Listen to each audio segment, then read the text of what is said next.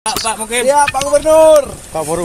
Nah, ini begitu perhatian, begitu saya kirim Pak Gub langsung telepon, lihat ini. Ketua Forum Kecil.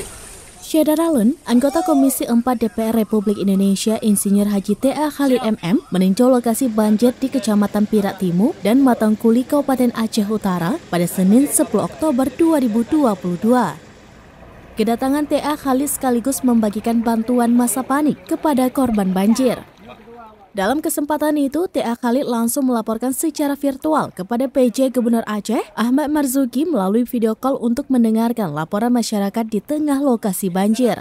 PJ Gubernur Aceh berjanji permintaan masyarakat untuk melakukan normalisasi sungai sepanjang 8 km yang akan direalisasikan tahun 2023, sehingga diharapkan permasalahan banjir dapat teratasi. Siap.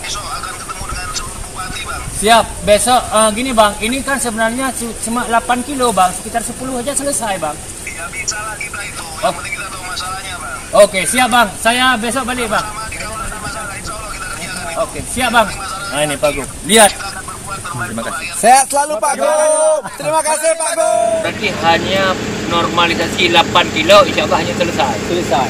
Walaupun Hana selesai 10, tapi kamu Hana link yang keadaan yang lagi rupa. Reduksinya udah makin lebih bagus. Mungkin lebih cepat tidak iya punya kali. Monyo jino 8 euro mungkin Pak Ketua 2 euro dan selesai.